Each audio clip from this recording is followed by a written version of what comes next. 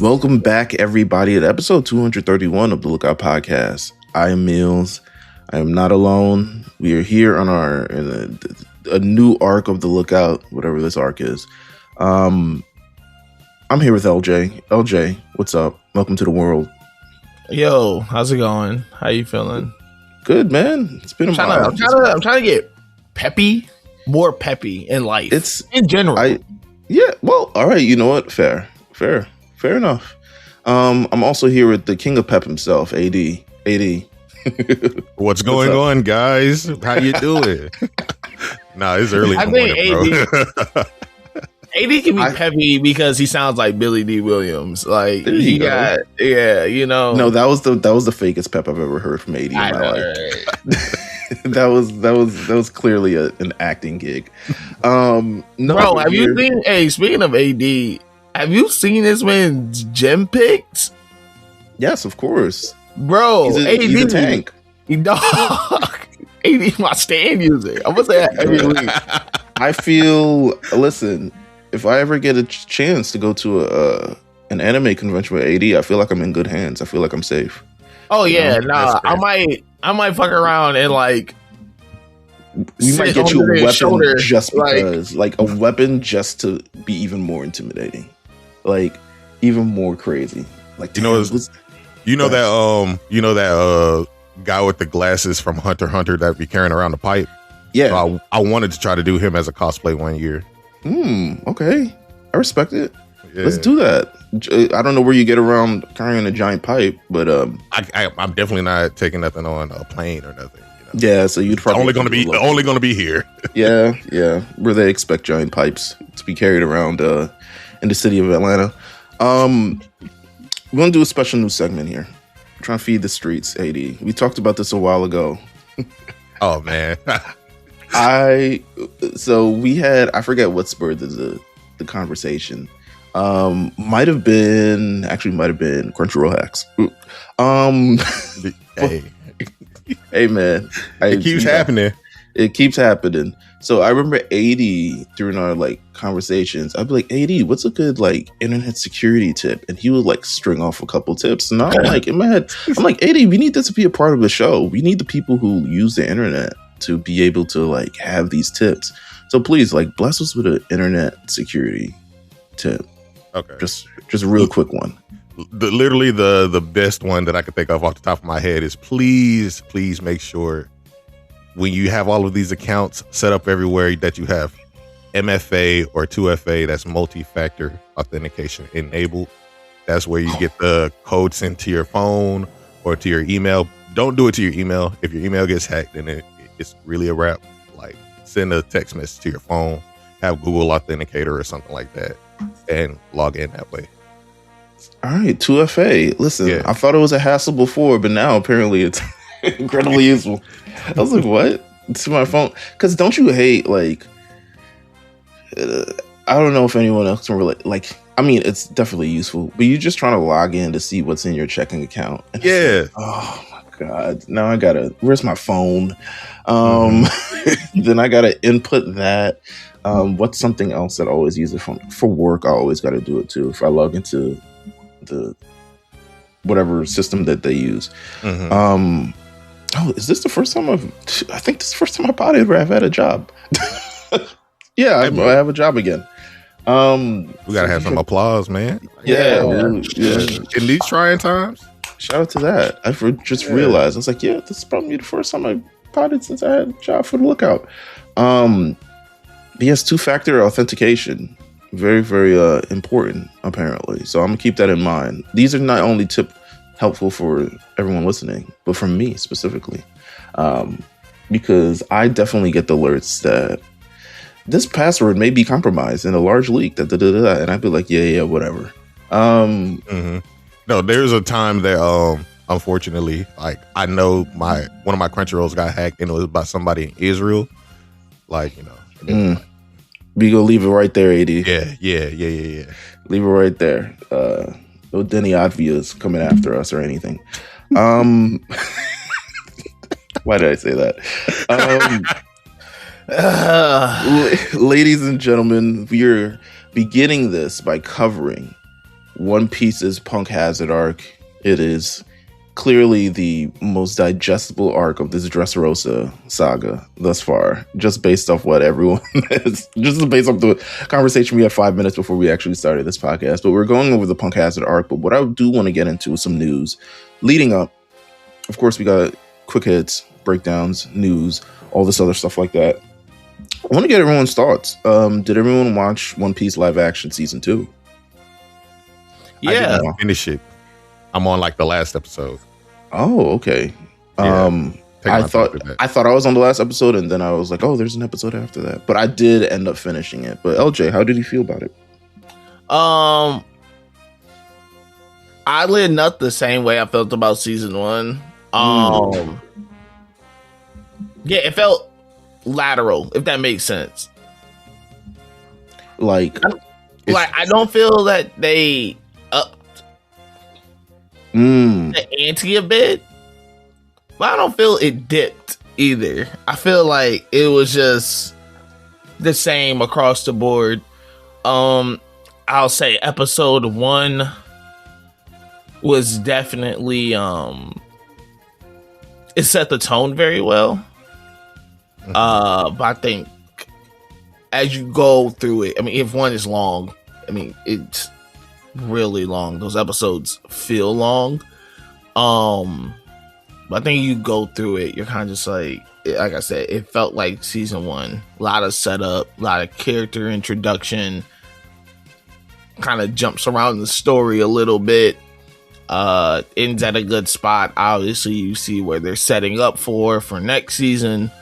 But yeah, once again, I think season 2 just I was expecting a little more after episode 1, but then as it went along, I was like, okay, I get it.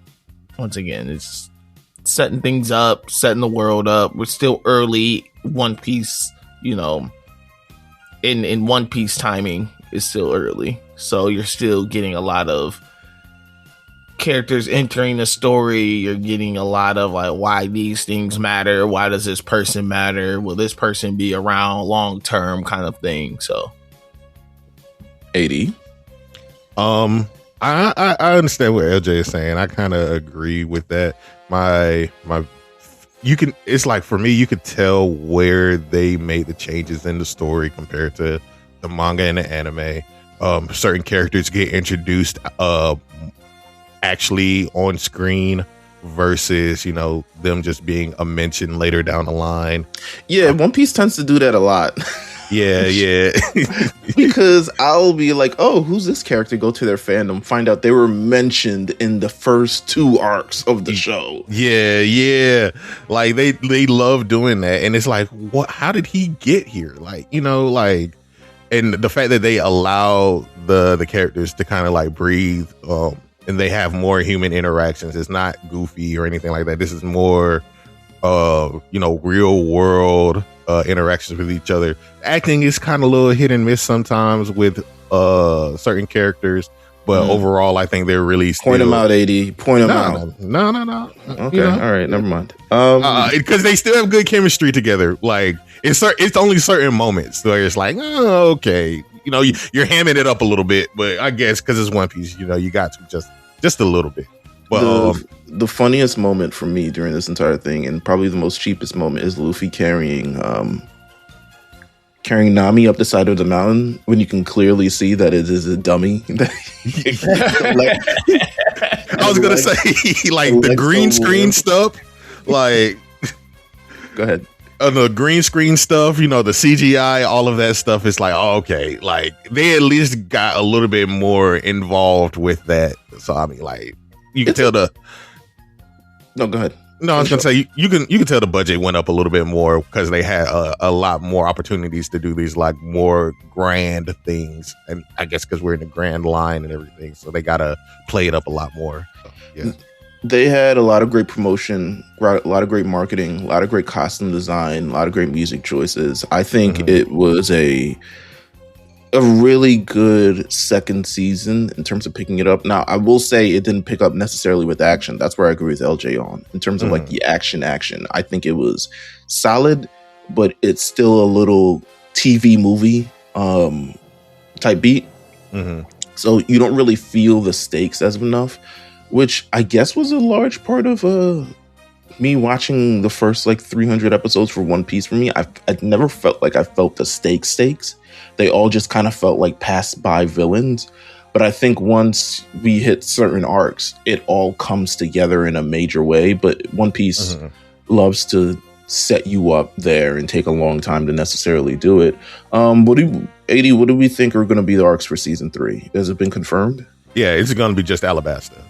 Oh, okay. Yeah, this like it is just build up for season 2, and season 3 is going to be all of the things that happen for Alabasta.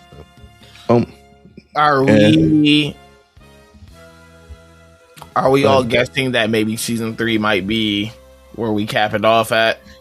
Oh no, they're going to do more. They're trying to do at least up to the Marine Ford, as far as I understand, which I think is a good place to stop if they go that far. Yeah. At this point, you're going to start having to pay these motherfuckers way more money. Yeah. But then you're also going to have to shoot these seasons much faster. Yeah, and I don't think that's going to happen. No, not at all. I think they're in production for season 3 right now, right? Yeah, I think they're starting production for that right now. And I've been seeing like a lot of things with the writers and directors where Oda is heavily involved. Oh yeah, he and that bitch. Yeah, he's like, whenever they try to take something out, he's like, no, add that back in. And they're like, we don't have enough money. He's like, go find some money. We'll make it happen. That was my favorite story. That was my favorite story from it. I was like, yeah, find the money. It exists. It's Netflix. Fuck out of here. It's One Piece. You won't see us in Popeyes. You know what I'm saying? That's crazy. You don't see us in Popeyes doing it real big. Have you guys tried the Popeyes? It's not here. It's not here for me. It's select locations. The meal or the bento boxes? Both. It's select locations. Well, it's trash. So I don't want to say it's trash. It's very regular. It is very much a standard One Piece. It's very much a standard Popeyes meal with like a fruity what's in drink. the bento box? There's nothing in the bento box. It's just a bento box. No, I'm saying though, like what's in the meal? It's a 2-piece chicken with whatever side you want, and they give you this like fruity raspberry, blueberry, watermelon lemonade to look like something, and then they give you this. If you're 30 and above, which everyone on this podcast is, this incredibly sugary pastry to eat it with. My diabetes. Yeah, no, don't. It's not. I had it the first day, and I was like, all right, I'm just eating Popeyes. Like this is. I don't even feel great about it. But One Piece doing it big, man. The collaborations, as long as you can continue to collaborate, One Piece will be here forever. So. It's only getting bigger. I feel like it's the biggest it's ever been over 25 years into production of the show. So that's always a good sign, to be honest with you. Another set of big news. Demon Slayer is finally coming to Blu Ray. The tour of greed and awards and money is finally over, and they said, all right, we're flipping it into Blu-rays now. Now you get it to watch it at home. So I think over 1 year after the Japanese release, we're going to see the release of, I think it's just the Japanese Blu-ray, is it? Yeah, for right now. Yeah, well, God forbid we get a global release of fucking Blu-rays. Like, come on. Hell yeah, man. Listen, I love corporate greed. I love ufotable greed. Yeah, man. He's the Aniplex greed. You know what I'm saying? All of it. I'm imagining it's like the 7 Kahages. I think that's what it's called. Summit. The 5 Kahage Summit. Yeah, and it's just like Aniplex, Crunchyroll, ufotable, some other entity, and they're all at a table together. Sony, When do we release it on Blu-ray? No, make them wait. 4 more months. Another theater run. What time of the year? Cinco de Mayo. Let's have another theater run. let's add 4 minutes of the last episode and add it to the movie. But you know what? It's out on Blu Ray. I remember, so Justin J5 he'd been asking me since December. He's like, when is this movie coming out? It's like, why isn't this movie out on like streaming or Blu Ray or anything? Because to be honest with you, literally like a month and a half after the Chainsaw movie came out, it was available for digital download. So this was just like another layer of like, wow, okay, sure. It's already the number 1 selling movie, pretty much, or number 2 of all time in Japan. Like, I don't know if we needed to wait this long for it. But we had to do another experience with 4D, IMAX, Dolby surround sound, feel it in your chair. You know what I'm saying? Yeah. I don't need that no more. Like the way this movie, I'm so glad I didn't see it in 4D, because the way this movie was a bunch of water whipping and flames and getting beat up by a Casa or whatever the hell it is. Yeah, I'm kind of cool with it. Yeah, so I don't know. At this point, announce the next movie. If it's supposed to come out next year, let's get the ball rolling on that. If it's supposed to come out next year. But yeah, we got that. I just sent the link. I sent the link in the thing, but the Kane Banashi. Oh yeah, the Netflix. Netflix is Netflix. Netflix loved it. Is it so? Was this anime already out, or is it like premiering? Yeah. No, so it came out on YouTube actually first. What? Yeah, they were streaming it on YouTube. What? Were they? Did they fall on hard times? What's going on here? I think maybe trying something different. I don't know. I think because of the story, it's just like, it's Rakugo. Don't nobody really know about that for real. We don't know if people gonna click on it. We just want people to see it. Yeah, no, that's a fact. But I didn't see it. So now that it's on Netflix, maybe I'll tap in and see what's going on there. But that's tough crazy. So Kane Banashi, coming there. There's a new season of whatever Pokemon arc that is coming. It is essentially a filler arc because the game is not out. So because we have to wait another year for the game, you get another year of filler, which is Pokemon Chronicles.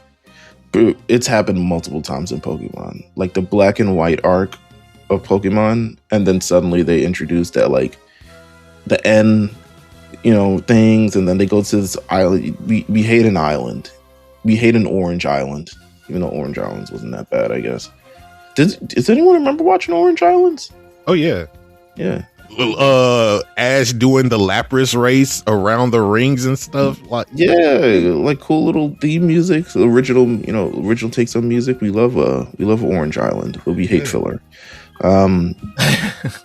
So here's especially Pokemon filler. Oh my god, because isn't it like 90% filler anyway? With that said, I don't think I have any more news. Is there anything anyone else wanted to touch on before we head into Punk Hazard?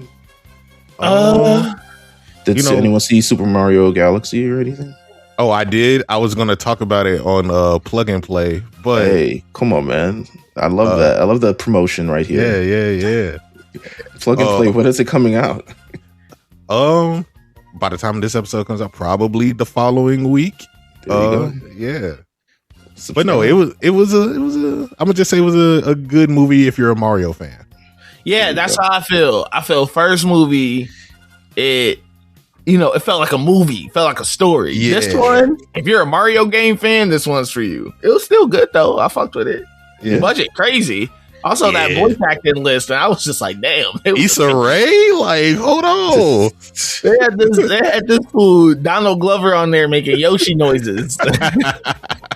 That's funny as hell. No, that's funny as hell. Oh, you know what I also want to ask? How's everyone's winter anime catch-up experience? Is there anything hit? Anything good you watched? Low-key, it was... They shot at a high clip, didn't they? Yeah. They shot at a high fucking clip. I was like, oh. Everything was actually heat. Like, I was like, maybe I should have watched most of this week to week. Yeah. I mean, but also no, because I love knowing that I can just watch the next episode whenever. I waited until all the dubs came out. I feel like such a tool, but because I still hadn't finished. I think I'm finishing Hell's Paradise this week.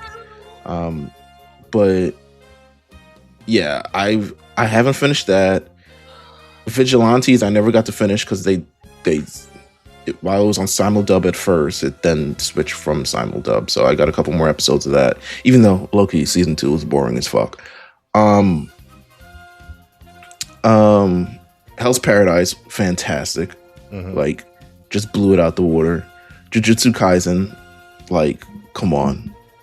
There's no one doing it like it at this point.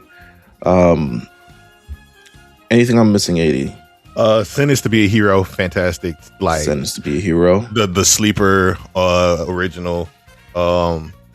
There's Fate, Strange Fake, another entry in the Fate series. That's been amazing. The animation has been crazy. I think it's the same studio that did Solo Leveling. Every single episode is a heat. Like 10 out of 10. Fate. Do I need to watch the other Fates to understand this Fate? Literally just one, but that's only so you can get the context of why this one is different from those other ones. Oh, okay. All right. Anytime I've asked AD, how do I watch Fate? Because I've asked this question to him multiple times. I told you where to start. Like he like tell me where to start, and then every answer since then has been completely different. you start from Fate 0 or Fate Unlimited Blade Works. Either one. And then you can watch the other because that's all the same thing. And then from there you just branch out. Like you can really go wherever. It's just to get the context of like the whole Holy Grail War. So this is choose your own adventure anime then? Yeah, I was like, what kind of Star Wars shit is this? Low key, because it's based off of a game series, so that's why it's like you can really go wherever. Okay. I mean, even Star Wars has some cohesiveness to it, but I get what you're saying. I hear you. Go. I wish One Piece was like that. One Piece, you start off the first 3 arcs and then you can just go wherever you want. Oh, I don't know about that, but no. People would say that about JoJo's, you know what I'm saying? Like, hey. Well, listen, subs lie, dubs lie. They covered JoJo. They got you covered in a big way. They're doing a great job at that. Shout to though I know they kind of hated that Steel Ball Run isn't getting the full run itself for the anime. But, well, and the first episode is great. Like, go watch that. Maybe we need taper our expectations on these animation studios. They're finally getting of like, we can't animate it all at once. Which is fine if you let me know beforehand. You know what I'm saying? Shout to Daemons of the Shadow Realm. Oh yeah, I just watched the first 3 episodes last night. Daemons of the Shadow Realm. It's really, really good. Daemons sound like a black person made the show. Like I was gonna say Friday Next, like Terry Crews. yeah. Daemons of the Shadow Realm. I was like, oh, all right, who's in this? But no, it's really, really good. I can't wait to watch it. A little bit later today. I haven't been able to watch this WrestleMania season, the NBA playoffs, like everything possible that you can imagine. My own YouTube, like I get podcasts and all these other stuff. I'm really trying to like lock in to be able to watch all this stuff, and it's very, very hard. So, get it in while you can. Let's move over to what we came to talk about today. We're here to talk about One Piece's Punk Hazard arc. And wait. One last thing. Okay, AD. What's up? Congratulations for sitting on top of the NL East. You guys have been playing great baseball. Great rookie right now. Yeah, shout out to Dom Smith too. Everybody on a heater right now. Listen, Rake Baldwin. Yeah, my boy. Yeah, they've been tearing the cover off the ball. You guys been looking good. Yeah, I'm happy to see everybody doing well so far. You know what I'm saying? Like wait, what's the biggest difference between last year and this year then? They're actually playing baseball. Yes, because everybody was pretty much injured for real last year. Like there were too many people. Like I think you guys still have a pretty lengthy injury list right now. It is like Sean Murphy, our other catcher, is still injured. He's coming back in minors right now. He's ramping up. A lot of our arms, a lot of our pitchers are still injured. Like, I don't think Spencer Strider's in the rotation right now. Swellenbach isn't in the rotation right now. A lot of our good arms, and yet the people that we got right now are still handling business. So, you know. And then we got Chris. The boys done stepped up. Mm-hmm. Listen, man, I like it. I like to hear it. AD, how did we feel about game 1 yesterday? It was about what I expected. You know, first game jitters. You know, Knicks look like they've been here before, so like I'm happy about, you know, them getting the experience of Madison Square Garden. You know, they tried to, you know, train themselves with the noise of MSG. They stepped in MSG. Yeah, like you got to do what you got to do. Is, you know that filler of Krillin and Gohan doing the mental image training on the yes, that's what I feel like. That's what they were doing, bro. Like, hey man, you can't train for some Italian guy trying to spit on you from third row. You can't train for that. You can't train for Fat Joe trying to scream some bullshit at you. You can't train for that. So there was definitely some fuck Trae Young chants towards the end of the game. It's the weirdest, stupid little white kids, bro. Sorry to any little white kids, but it's the weirdest, we're not sorry, dumbest little stupid white kids who be still chanting that shit. Like, the side talk culture has ruined Knick fandom for a lot of people, just because, like, I saw New York Post do literally like a side talk type video, and I'm like, you're the New York Post. Why the fuck are you just holding a mic and having people scream into it? Like, it's not that deep. So, listen, game 1 in the books. I'm very happy everyone is moving how they moving on the Knicks team, as it should at this point, because it was looking kind of shaky towards the end of the season, a little bit in the middle. But I think everyone, we're acting like we've been here before. And while I would have loved for us to have to be talking about 2 separate series, and fuck Goga Pataze, fuck Orlando. I'm sorry, I got to get that off. Let me set the record straight. I hear you on that. Nah. If y'all had won that final game and played y'all players, why everybody else can rest their players but we can't? No, because y'all fuck that. No, fuck them niggas. We were locked into the 3rd seed, so because look at where the Heat are at right now. They in Cancun. You know what I'm saying? Like we were locked into a seed, so it didn't matter. We were just happy. I told you, we were just happy to be in the playoffs. It didn't matter. Like, we were going to have to deal with the double big situation, because that's been our Achilles heel for the last 2.5 years, not having a proper big. You know what I'm saying? Like, it's always been a problem for the Hawks, and like, we just had to figure out how to do it. But do y'all think y'all could have beat Detroit at any point? No. Oh, okay. Like, we there are chances where we could, like, depending on like how the matchup unfolds. Like, we did beat Detroit at the end of the season, but that was without Cade and Isaiah Stewart. So it's like, it's a give and take there. If we saw them, it might be a little bit shaky. Durant might have like a 2020 game. You know what I'm saying? Like, it's a difficult thing to call. But the problem is we just need proper bigs, and we're playing our 3rd year power forward as a big. Niggas had to throw away their big, bro. Had to send it to fucking Golden State. The nigga was sick. I'm bro, no. Fuck. And now he's like fake hooping, but like not really. No niggas home, bro. So they at home too. He at home chilling. Get all the rest you need, big dog. Listen, get all the rest you need. This man was on the IL making $30 million for 2 teams, bro. Like, he living the life. That's the Porzingis experience, baby. He's not here for a long time. He's here for a good time. Hopefully y'all get that big. I like Jock Landale. I don't know if I start him big, but I like Jock Landale. We just need somebody else so that we can have a little bit more size. But hopefully in this draft, we can recruit the guy from Michigan. He's 7'3". We need a Wemby stopper. We need somebody who we can, train up. He might not start, but he will definitely get some minutes. And then we got a couple guys on the bench right now. Just need to get some more muscle on them. That's really it. Who was supposed to be the original Wemby? I forgot what his name was. Oh, Bobo? Bobo? Yeah. Come on, man. Original Wemby? He was supposed to be the original Wemby. And that man is hooping overseas right now, bro. It's a shame. It's a goddamn shame. All right. let's get into it as we hit the 30-minute mark on this pod right here. Punk Hazard. I want to set this up, AD. Oh yeah. In terms of Punk Hazard and where we are in the story of One Piece. Like, if you had a percentage of where we are, well, considering One Piece isn't done, but as of right now, Punk Hazard, what is the percentage of One Piece completed by the time we hit Punk Hazard?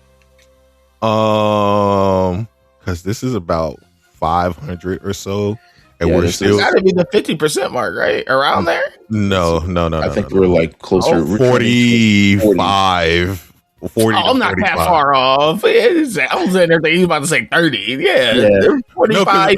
Because the thing is, like, when you got to Marine 4, you're like, oh, we're halfway done. This is like the end of part 1. And then look at where we are in Elbaf right now. Like, still going almost 1,200 chapters. We're going into 1,200 episodes, and it's not even looking like it's going to be finished within the next 2 years, bro. So we did get, I'm going to say this right now. It's not like a spoiler, but like, we did get the full reveal of a big bad. You know what I'm saying? Like, the true big bad, the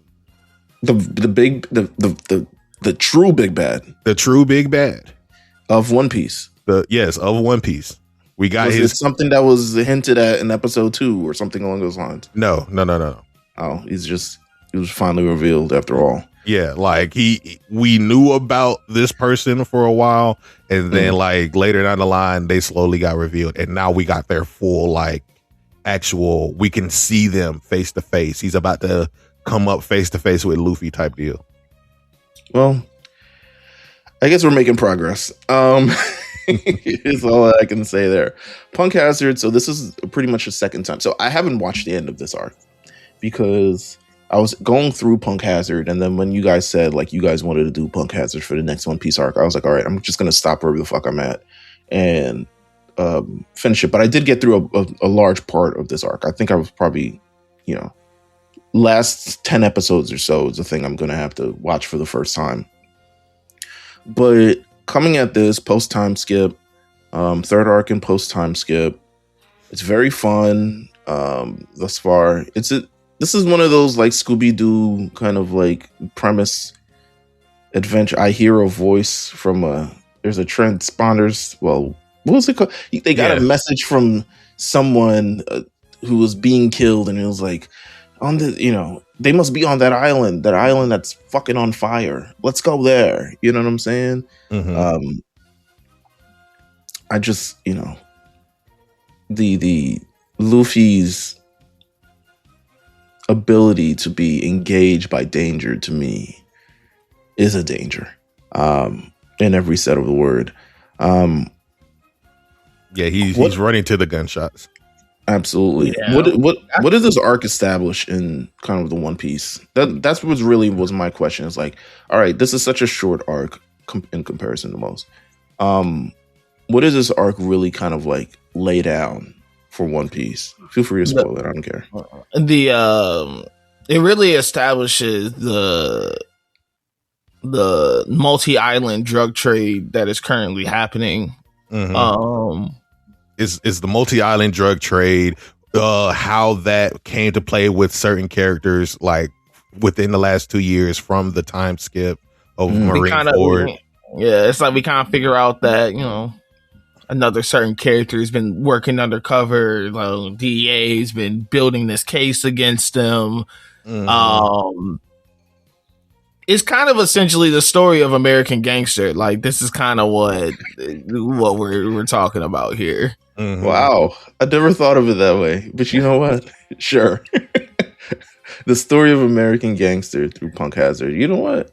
I don't get that vibe from it, but I believe it. You'll see. You'll see. Okay. With that said, the distress call comes in, and Luffy insists on going.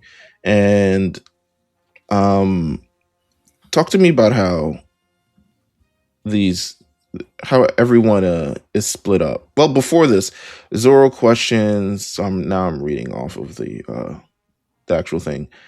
Zoro questions Brook on the samurai, who answers that the samurais are swordsmen of Wano country, who have a closed door policy to outsiders and not affiliated with the government. Is this the first mention of Wano? It's the second mention. The first one is like Thriller Bark. Yeah. when he's fighting the dead samurai, and he brings it up, and it's really funny. Did you watch it dubbed or you watch it subbed? I watched it dubbed. Okay, so you know how funny it is when they're going in there like samurai. Yeah. Hilarious. So we have that. Smoker's on the Straw Hat's ass. Shout out to Smoker. You got, I don't know if it's an extended you got an extended run in the live action. I don't know. Or was it like pretty apropos for how he was involved in that arc? No, it's a little bit extended. Like he definitely got shown a little bit earlier, and then just got a lot more screen time just because of him being on their ass in the live action. Yeah. So shout out to Smoker. That really brought Smoker to life for me. I was like, oh, that's the guy from the live action. That's how I absorb One Piece. How do you feel like they pick who stays and who goes on the actual thing? How do they split up this group? Like, is it? It was drawing straws. It was really, like from a story standpoint. Is it? You feel like it's random that they're like, okay, it's Luffy, Zoro, Robin, Usopp, you go, and then the funny niggas will stay behind. So it's interesting because Oda loves to do this, where it's always a staple in the story where he has to split up the crew no matter what it is. So we got to have two groups, maybe three at most, so that we will have like, oh, the people who want to have adventure and wrangle in Luffy, y'all go together. The people who want to protect the ship, you know, be on some recon, y'all stay back. And it's always that going on with this one. I like the fact that it's Luffy and Zoro, you know, two heavy hitters going out. Yeah, usually they're split up, right? Yeah. But they're actually going out. I'm trying to think about like times that they've split. They really, because the last time they were split like this was Thriller Bark, I think. Yeah, that's what that was coming to mind for me as well. Other than just being split up, like obviously on purpose by Sabati. Split up on purpose by Sabati.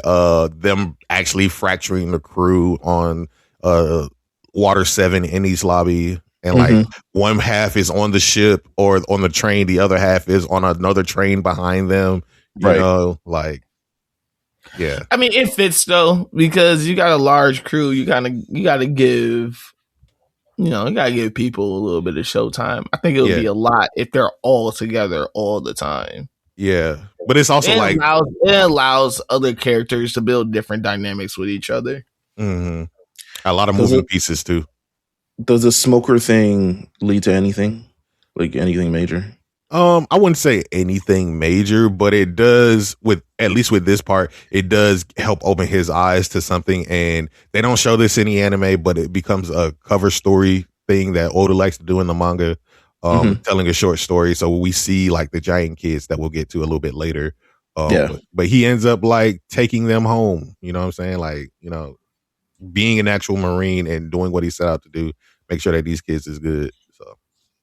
So the crew gets split up. You get the crew walking on the island. They're on Fire Island. It's hell on earth. They're walking they encounter a dude that's just legs. He's attached to a dragon, and then they kill the dragon. And now they're just walking with the dude with legs. And Luffy thinks he's a centaur. Oh, I like the subtle foreshadowing in the dragon battle. Yeah, Luffy thinks that he can hear the dragon speak. Like not only just that, but it was like two things with that. So if you ever seen like this all ties back to Thriller Bark, which is crazy, and like the one shot spinoff on Netflix, the monster one, because that is the same character Ryuma who in that one shot slayed a dragon. And Zoro used his sword that he got from him in Thriller Bark to cut that dragon's head off. So it's like a good tying of that thread where Zoro gets to slay a dragon with Ryuma's sword, and Ryuma slayed a dragon like 1,000 years ago type deal.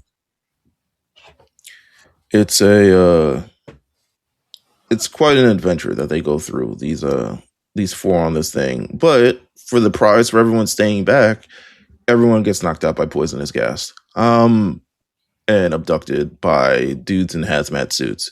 So, everyone gets a little bit of adventure. You know what I'm saying? That's what it's all about, man. Yeah, you don't stay back and just chill. You stay back and the plot finds you. You know what I'm saying? No, they really did go zero dark 30 on them, though. Yeah, they really did. I would have been frightened. I'd have been like, all right, they hide me. They got to be a place to hide in this ship. Well, I guess you can't hide from gas, but for a second, because Sanji was hiding for a second, and then when he opened the door, all that shit just started coming. He was like, "Oh fuck, I'm cooked." I know, right? There's an abridged version of this where it's like Bob Marley music playing, and they're like, "Oh God, I'm getting caught up in what's going on here." So maybe there's something for that.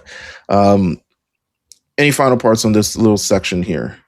The little swordsman samurai with the legs that Luffy steals the legs for. This nigga talking through his farts, dog. Like, y'all ever seen that old Adult Swim show, Assy McGee? That's the first thing that. Oh yeah. No, but I've seen old South Park where they had Ben Affleck's parents be two butts. Oh yeah. It's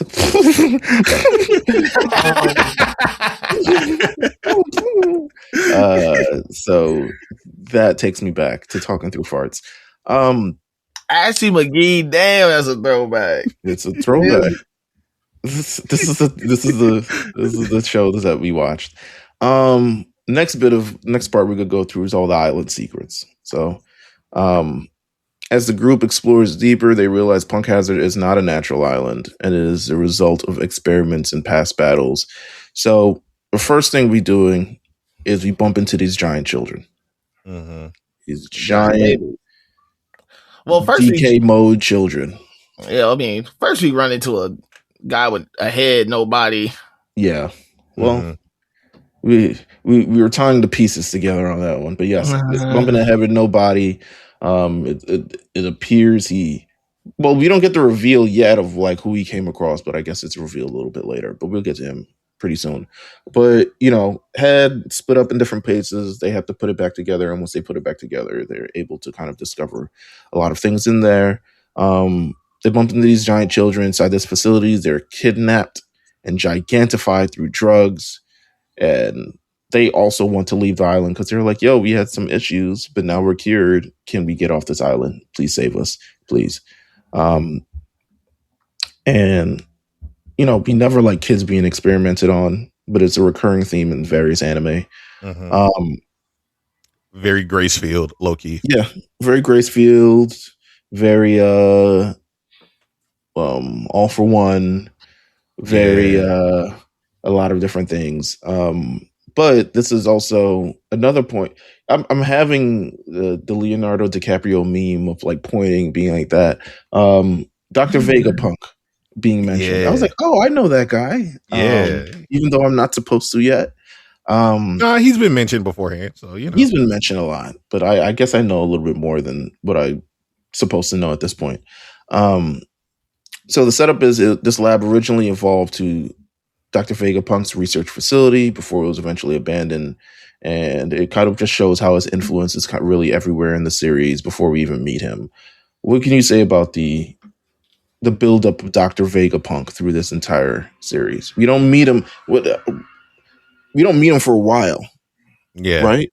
We don't meet him for real until Egghead, which is after Wano. So we're in the...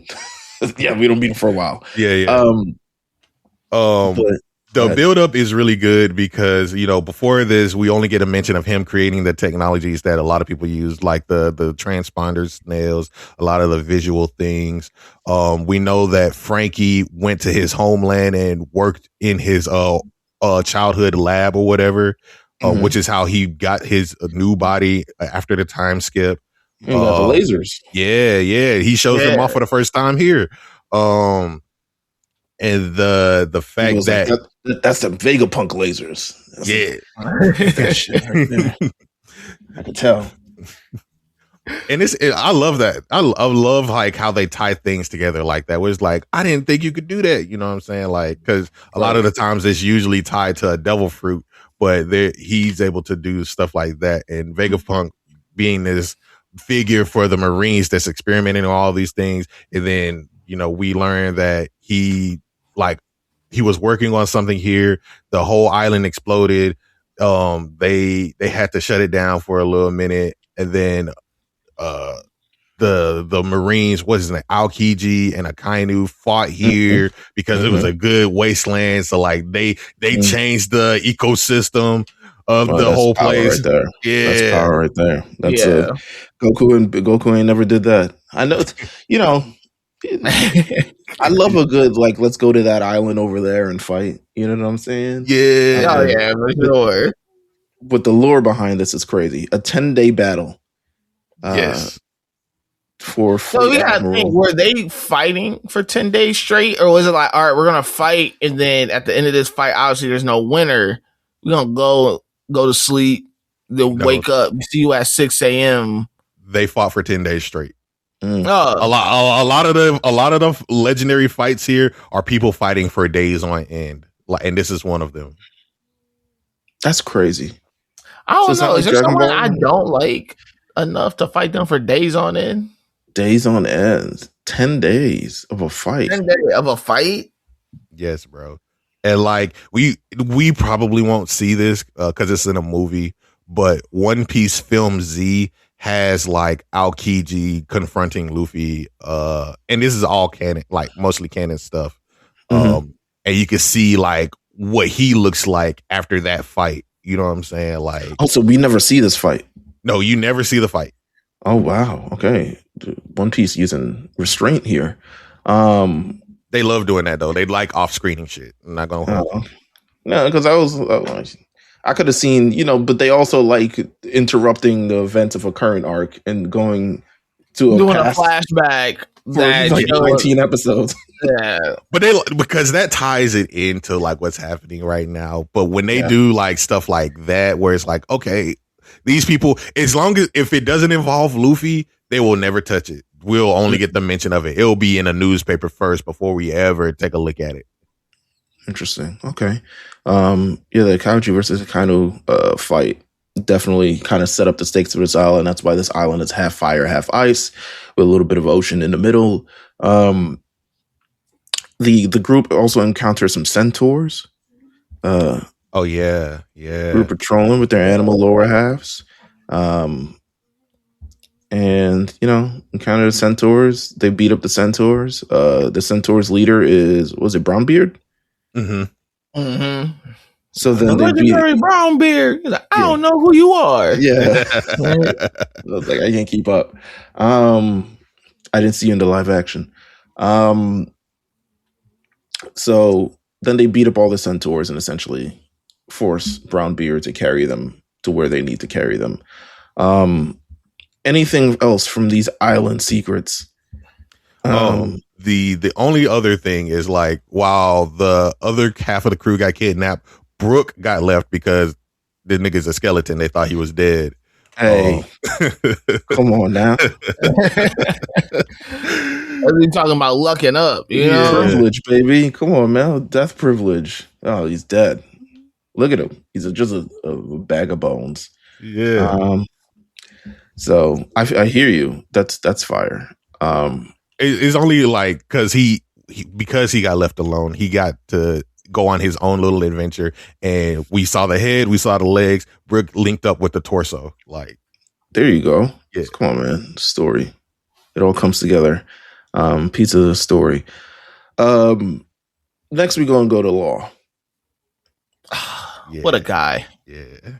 What a guy. I didn't even know he had a first name. I didn't even know he had a middle initial, to be honest with you. Thought it was Law. Thought it was like Madonna, Beyonce. Oh, we don't get the middle initial stuff till down the line, though. That's the crazy thing. Oh, shit. All right. Well, something spoiled me. Something spoiled, so I won't spoil y'all. Read for another 700 chapters. Forget you earned that middle name. That was Dressrosa. I'll say that. It was. Okay. I'm pretty sure that happened in Dressrosa. Read for like another 100 chapters and earn the middle name. You know what I'm saying? So Trafalgar Law. What's Trafalgar? What is this? That is. I'm pretty sure that's a war. That is a battle. I think I can't remember if it was like Napoleon or something like that, but that's an actual like war. Okay, I was like, okay, yeah, it is Battle of Trafalgar. It is a. I was trying to figure out like what nationality Trafalgar is. Trafalgar. It is Cape Trafalgar is a headland in the southwestern of Spain. Okay. So he's Spanish. A little Spanish. Okay. Which makes sense for Dressrosa. It's definitely a Spanish. Yeah, Spanish. Yeah, Dressrosa is. So does he come from Dressrosa? Dressrosa? No. He comes from Flevence. Yeah. Flevence? I don't know where that is. My One Piece geography isn't holding up right now. I think that's like another blue. I think it's like South Blue or something like that. Okay. So he appears. He's now one of the 7 warlords of the sea. And a cool introduction to the show. What can we say about Law's? Is this where he becomes like fully integrated? Is just really part of Dressrosa? Like, as someone who doesn't know what the fuck is going on, how does Law play into this story, if anything? Yeah, he becomes fully integrated at this point. Like he's practically another crew member for a majority of everything leading up to Wano. Yeah, I was gonna say he's pretty much he's here. Okay, so we're locked in with Law. All right, cool. Yeah. So, he's had one major glow up. Shout out to Law. Yeah. He's a government official now. He's a government official, a man of law. Got his benefits, doing everything there. We get his big conflict at this point seems to be with Smoker. Smoker shows up, confronts Law. I was like, yo, what's going on here? It's like, we don't need you. We don't need the smokers or whatever. So I'm unfamiliar with the dynamics of all this other stuff. So why is Law at odds with Smoker in this instance? It's not necessarily that he's odds with Smoker, but it's like you got a warrant. Like Smoker knocked on the wrong door. That's essentially what happened. Law literally just asked, bro, you got a warrant? There ain't nothing going on here. Like, I don't know why you pulled up. And yeah, for real. He's just like, man, listen, ain't nothing going on here. Is it like the FBI and the cops? It's like, we got it from here. Thanks, but no. Yeah, it's just like, detective. Hey. And he's like, because Smoker plays the line tapped that he got from Luffy or whatever like that. And he's like, yeah, they say they came from Punk Hazard. And he's like, well, shit, I ain't got nothing going on here, so you might as well go ahead, head out. I ain't seen nothing, but I'll let you know. You know what I'm saying? Like, I see something. Is he fake trying to protect Luffy? No, he doesn't know anything at this point. Oh, yeah. Okay. Listen, he's just in his trap doing his thing. Yeah. That's essentially what's happening. All this other stuff, all this other outside noise, he has no idea of what's going on. So when Smoker knocks on his door, he's just here for drugs. What's going on here? Yeah. When Smoker knocks on his door, he's kind of a little thrown off, like, hey, brother, I don't know what you doing around these parts. Absolutely. So there's a point where Law does see members of the Straw Hats as they're running away from, I forget what they're running away from, probably. They were trying to take the kids with them. Right. So he uses his, is this his devil fruit powers or like his regular powers? Yeah. No, that's his devil fruit. Okay. To switch the hearts of everyone involved. So we get the heart switched of Sanji becomes Nami. Wait, Sanji becomes Nami, yes. Nami becomes what's my man's name? Frankie. Frankie becomes Chopper. And Chopper becomes Sanji. Okay. So that all happens there. very interesting experience, very Scooby-Doo-esque. Mm-hmm. And pretty much he shuts off it to them, and then Law and Smoker get into this little battle themselves, which I think Law wins. Yeah. Oh yeah, Law put the beating on him. Take his heart, and then switch his heart with Tashigi. There we go. So now it's like Law is like with his chest out and shit. It's pretty funny. All the character swaps. It adds a little bit of levity to this apparent this episode of NCIS that's going on here. Drug trade, baby. This is what we're learning here. We're learning about how drugs have infiltrated the new world. Yeah. So the Straw Hats defeat Brownbeard, and they essentially beat him. They really beat him and say, like, "You work for us now. Take us to where we need to go." And he does that. This final stretch I want to talk about, because we're only covering 10 episodes of stuff, is none other than the reveal of Caesar Clown in the island history. So Caesar Clown, the true villain behind Punk Hazard, begins to emerge. We've heard the I don't know if anyone wants to try it. I don't know. I'll get it next week. Next week, I'm sure I'll have it. I think it's like like there you go. Damn, he kind of got that. No, he did, because I couldn't. I was saying in the house yesterday, it sounded ridiculous. Everybody got a good laugh in One Piece, bro. Like, yeah, as you should. Smoker slowly begins to realize after he sees the CC, he's like, this CC isn't for common centaurs. This shit is for Caesar Clown. So we see Caesar Clown in the cut. He's a gaseous substance at this point. He is what is his occupation? Doctor? Yeah, pretty much. He's like a doctor / chemist. He used to work with Vegapunk back in the day. Was he Vegapunk's like? He was a part of the team. Like, oh, okay. Yeah, it's getting a really Orochimaru-esque at this point. Yeah. Definitely more goofy than Orochimaru. Yeah, absolutely more goofy. But experimenting on kids. Yeah, like really taking science too far. Mm-hmm. And we've only seen like one other doctor like that, and of course that's Thriller Bark. But the fact that he is doing all of these things to set up what his ideas for this drug trade are, and like it's getting very like, what's the word I'm looking for? Breaking Bad. Yeah. Let's go. Yeah, that's a good one. It's going Breaking Bad. Really, right now, what he's trying to do is he's trying to perfect his drug concoction. Mm-hmm.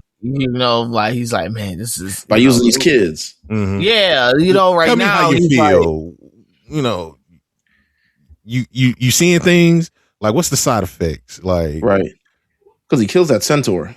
I don't know what the fuck you're supposed to be doing with that. I don't know if he tried to kill him on purpose or the vapors just got to him crazy. He doesn't mess well with centaurs, but he throws that centaur. That centaur is like, yo, the Straw Hats are here and they've Brownbeard. And he's like, oh, step into my room. I'll heal what ails you. And then, lace that shit, Yeah, it's pretty crazy. I love Brownbeard's story. You know what? An episode of One Piece always gets me, where everyone sits down and explains why the fuck everything has happened. Mm-hmm. I need that more than I need air sometimes in One Piece. So Brownbeard, who also, I'm reading this from the fandom, Brownbeard, who states he loathes those that make up the worst generation, which are comprised of Marshall D. Teach and the 11 supernovas. Yep. Who did Worst Generation? It's just all the people from Sabaody that showed up. So like Luffy, Zoro, Law, I think Kid, the guy with the red hair, Bonnie, It's literally all of those people. If we get them sprinkled in throughout the whole New World stuff. He reveals he lost his crew and his legs and wound up on Punk Hazard, claiming it was once an island full of greenery as well as a research facility for Vegapunk, who developed weapons and drugs for military. Some criminals were even brought here to the island instead of prison for experimentation. But around 4 years ago, a chemical experiment failed and destroyed 2 of the 3 labs which make up the ruins of the island. The gas released from all the explosion killed the plant and animal life, and the laboratory's personnel fled, leaving behind the prisoners. Those that were in the untouched facility survived and holed up here, but those unlucky few on the outside were paralyzed from the legs down by the nerve gas. Then 1 year later, their master Caesar appeared and cured them of their poison with his powers and made devices that allowed them to float off the ground. It says Brownbeard ended up on an island a year after his crew were wiped out and had given up hope when he was found by Caesar and his group. Not too long after that, Law arrived and used his abilities to replace the handicapped limbs with parts of animals. When asked about the dragon Luffy's group encountered, it was revealed that it was a creature made by Vegapunk to guard the island, which could adapt to any environment. But they ate it. They ate it? Yeah, they ate the dragon. Hey, well, oops. The World Noble kept it as one of their own later on, although Brownbeard is unaware that Luffy's group killed it. Brownbeard then finishes that Caesar is doing research for the sake of humanity and that Straw Hats will be caught and turned into specimen. And then he goes into the one of those centaurs is taken to special treatment, but all the effects only sicken him further before Caesar kills him outright. Monet claims it as a failure, but Caesar disagrees, claiming the explosion he did 4 years ago was part of his schemes. Caesar vows to show the world government that he will prove that he is the greatest scientist in the world. So evil scientists. Yeah. It's it's a tale as old as time. With science, evil. Unless you're Dr. Stone, which is currently airing its last season as we speak. Trying to figure out. Well, I feel like we did this before about the anime scientist. Who's the greatest anime scientist? I think we decided it was Bulma. Hell yeah, for sure. Yeah. Hands down. Who's the best evil scientist? Who's the best evil scientist? We got Orochimaru. I think Aizen from Bleach is a good That's one. What I was gonna say. I was like, is he a scientist? I was like, I didn't want to be rude. I was like, is he just a scientist because he got glasses? No, he's definitely a scientist. There's also Mayuri. He was like Bleach. A sexy scientist. I was like, what is going on here? Why is this cheekbone so defined? It's because he got glasses and a white coat. Yeah, is that what makes him? It might, yeah. To be fair, it might. Let's see, Dr. Giro, of course. Yeah, of course. Evil scientist. I'm trying to play back scientists in my head. The guy who worked on Mewtwo. Goddamn. Like was he evil or was he trying to create Pokemon on Guyana? That's my favorite anime lore of so I'm confused if it's the real world Guyana or if there's a land in Pokemon called Guyana. It has to be real world until they realize that they couldn't do real world stuff anymore. Clearly. I don't know if he's evil or not, but he does have some dickhead moments. But Dr. Tenma from Astro Boy, I mean, he created AI essentially. If we go in there, I guess, I mean, I was going to say Wily from Mega Man because you said Astro Boy. Yeah. Show Tucker. Can't forget Show Tucker. Yeah. But was that science or is that was alchemy is science. Alchemy is science. Alchemy, yeah. Cool, a little bit, you know. So you know what? Science is evil unless you're Dr. Stone in anime. Or you're like Professor Oak or some shit. Or Bulma, you know? Yeah, there you go. So boom, we finished off this last bit of episodes, essentially getting the lore behind Caesar and kind of everything that happened on the island, but also Caesar and really seeing how much of a destructive force that he is. Great set of episodes. I think it set up the plot. I think it has great pacing for what it is. Mm-hmm. I think more One Piece arcs should be paced at this length, this time, establishing evils possibly upfront. Even though this isn't upfront, but you know, we get there. Really, really good stuff. So in next episodes, we'll be going through episodes 50, 590, which is a special crossover episode. So we'll go over that because why not? You know, it's got Goku in it. Yeah. Hey.